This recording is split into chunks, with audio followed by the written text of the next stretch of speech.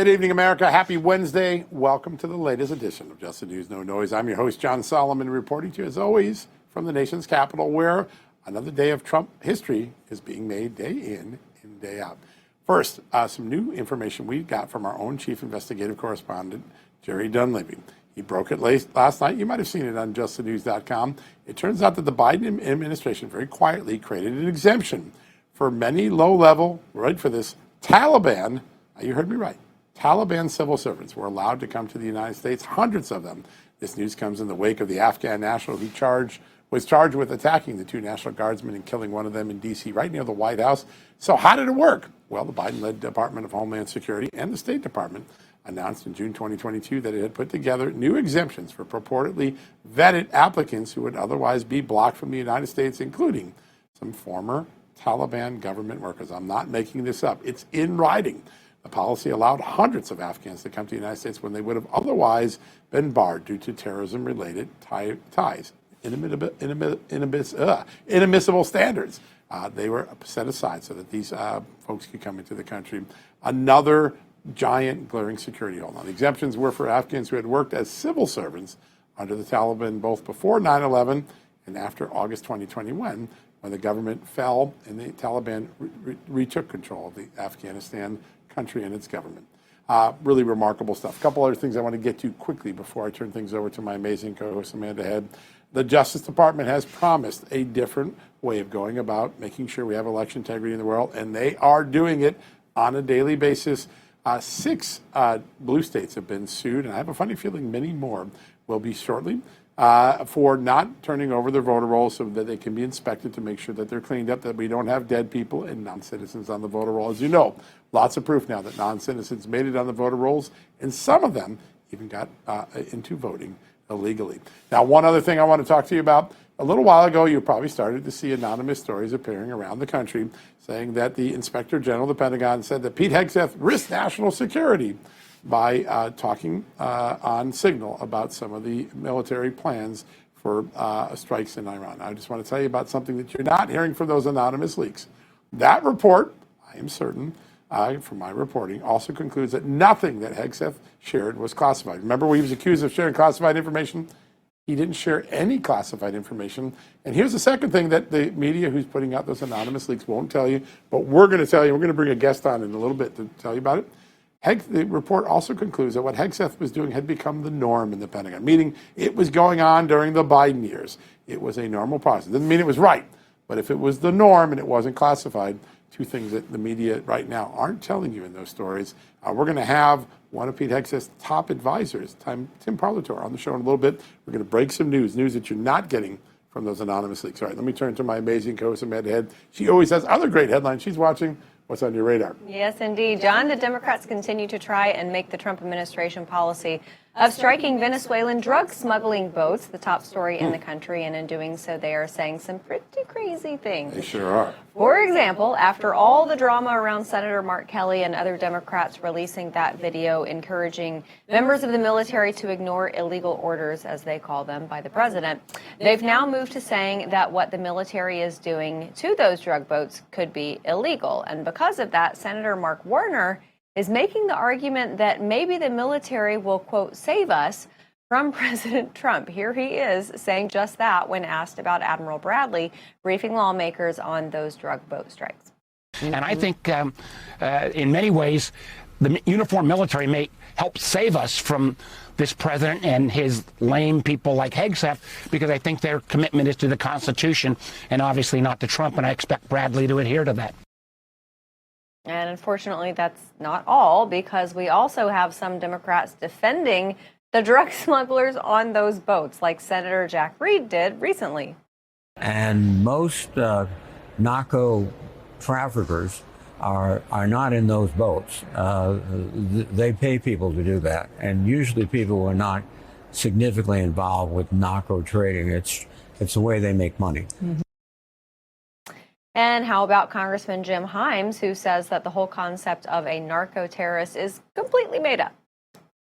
There is no such thing as a narco-terrorist. There are very, very bad narcotics people, cartels, etc., but they're desperate to make this look like it's ISIS or al-Qaeda because that's the very thin line on which their illegal use of the United States military to take these people out resides.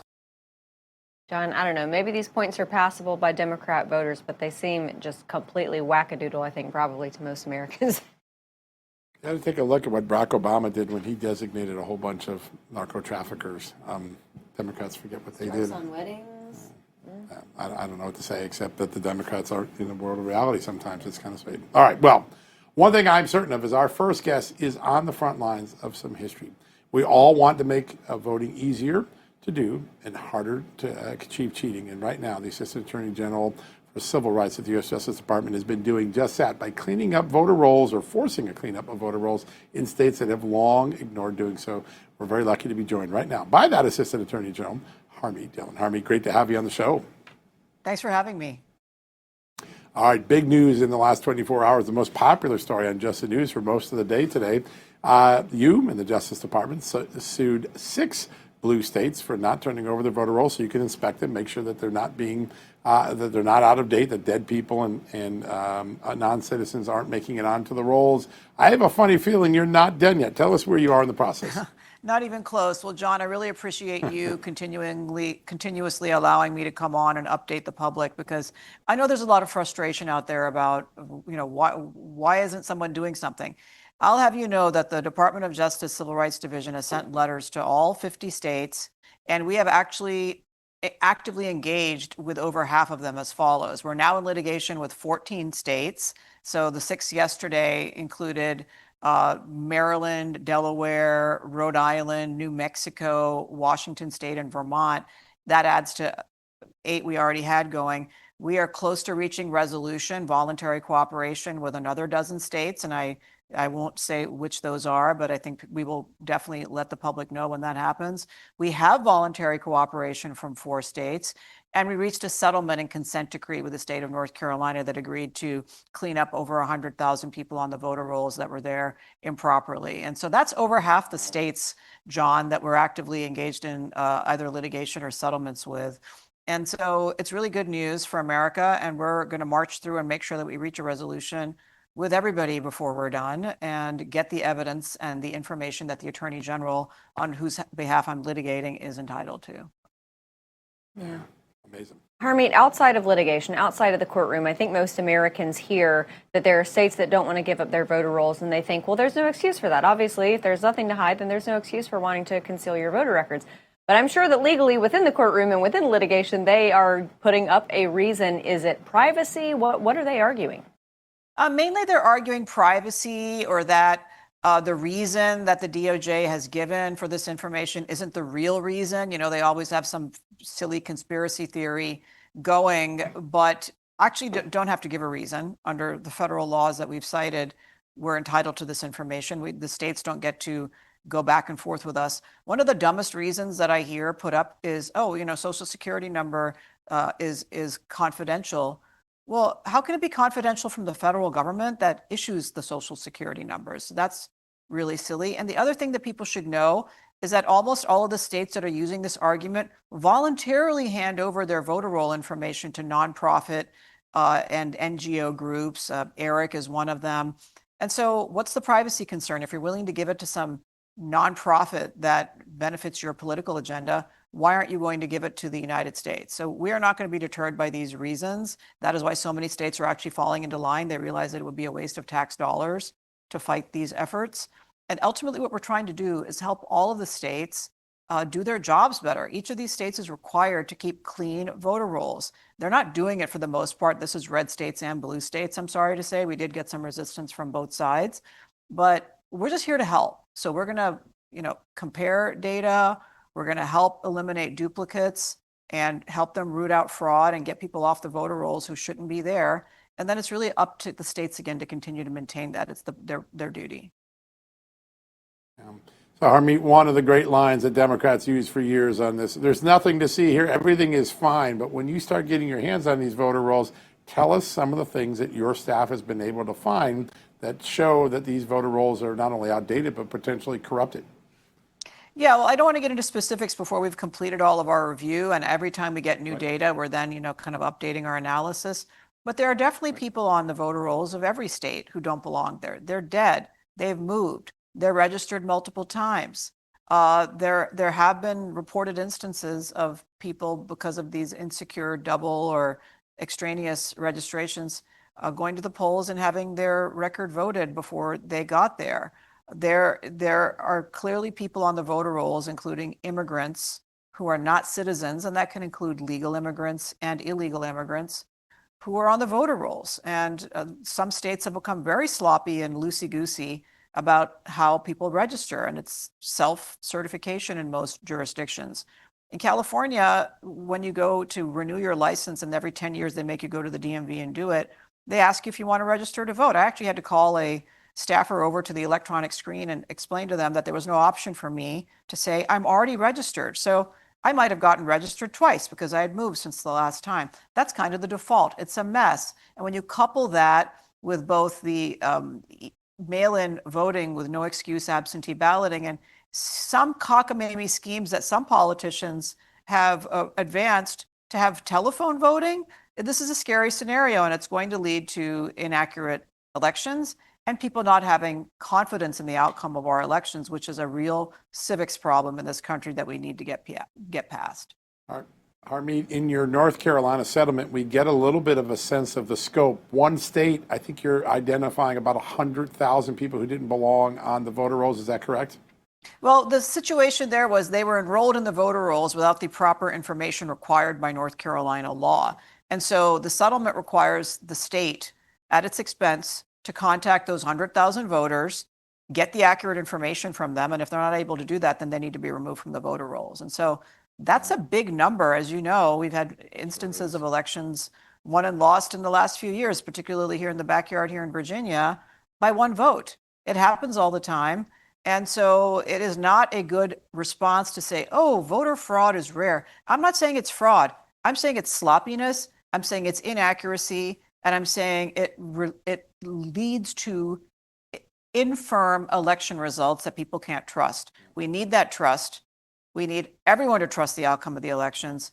And every citizen is entitled to their vote in a federal election being counted only once and only in conjunction with other legal voters. Harmeet, when it comes to that sloppiness and that inaccuracy, and unfortunately in some cases fraud, we all saw, and I know that the deterioration of election integrity has happened a little bit along the way for a very long time, but leading up to the 2020 election, the Pennsylvania case is a very good example of how major changes were made. You are doing a really great job in your position at the DOJ. I know you're working with state attorneys general and other colleagues at the DOJ to try to fix those problems. But for what you can do for these 4 years, is it something that the next administration, if it's Democrats or Democrats in states that control voting in their own states, is that stuff that they're going to be able to revert just like they did in 2020? Of course, elections matter and elections have consequences. And the sloppiness of the elections in blue states is no accident. It is on purpose. It is a feature, not a bug. And the goal is to cram as many people on there and make voters who are not particularly engaged, make it easy for someone else to help them fill out their ballot and return it for them when they didn't care enough to do it themselves.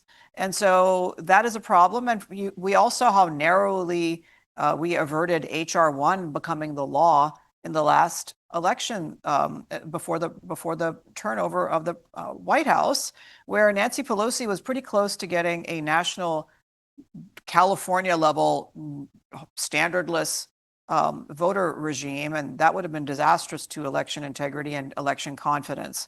We have other problems with how machine data is handled. You see sloppiness by election officials in many elections in that, and then people don't trust the outcome of these elections. And so we really need to do a much better job here. In the rest of the civilized world, people are able to vote on the same day and get the results in real time that evening, or people use paper ballots and get results quickly. We can do this in this civilized country, but for now, each state will have to come to that conclusion. What we can do at the federal government level is ensure that our federal election laws are observed, and that includes each state's requirement to keep clean voter rolls. That is a fundamental basic, and if we don't have that, then who knows who's voting in our elections, and then no one trusts the outcome. I mean, we've got about a minute left. Real quickly, you've made some enormous success with colleges, big settlements, big money, but most importantly, better rules in place for future students and academics. Tell us about it. Absolutely. I'm so proud of this work. It's been less than 8 months in office, and I've worked hand in hand with Secretary Linda McMahon and with the support of my boss, Pam Bondi, and the president, and I've briefed him repeatedly on these settlements. And we've reached almost $500 million worth of settlements. Most of that money is going directly into the United States Treasury. And more importantly than the money, in my opinion, is the fundamental changes in each of these schools that we have driven, requiring equal access for all Americans and an end to the DEI policies and an end to the recent anti-Semitism that we've seen really mar some of our nation's highest institutions of higher learning. And we are just getting started. And so we are going to continue to march through and set these rules and improve these campus outcomes. And the work that we're doing that is so high profile at the front end is forcing a lot of colleges to self-identify that they have problems and fix it themselves. I mean, this is the market in action. And so President Trump's leadership is going to improve the outcomes for millions of American students and faculty. And I'm so proud to be part of that effort. Well, my first boss in journalism said elections have consequences, and Harmeet, your work definitely proves it. $500 million in settlements with colleges, better rules for college students, and half of the states cleaning up their voter rolls in a way they wouldn't have had President Trump not won. Extraordinary work. Thanks for coming on the show today and briefing us on it. Thanks for having me. Yeah, what a great interview. All right, folks, we're going to take a quick commercial break. When we come back, one of my favorites. I'm a country music junkie. You know it. He's John Rich. He's next. I can't wait to have mine. We'll be right back after these messages.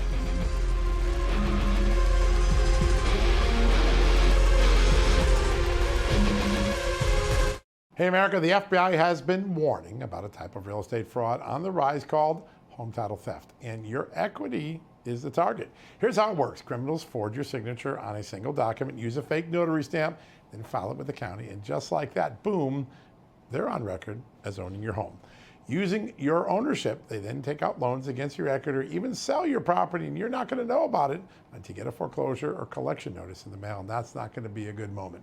That's why I partnered with Home Title Lock, so you can protect your equity and find out today if you're already a victim. Use my promo code JTN at HometitleLock.com. You'll get a free title history report and a free trial of their $1 million triple lock protection. That's a great deal. $1 million to protect your home. That's 24/7 monitoring of your title records, urgent alerts to any changes, and if fraud occurs, their U.S.-based restoration team will spend up to $1 million to fix it. Find out why I trust Home Title Lock. Protect yourself like I did. Don't be a victim. Protect your equity today. Go to HometitleLock.com and use that promo code JTN. That's HometitleLock.com, promo code JTN.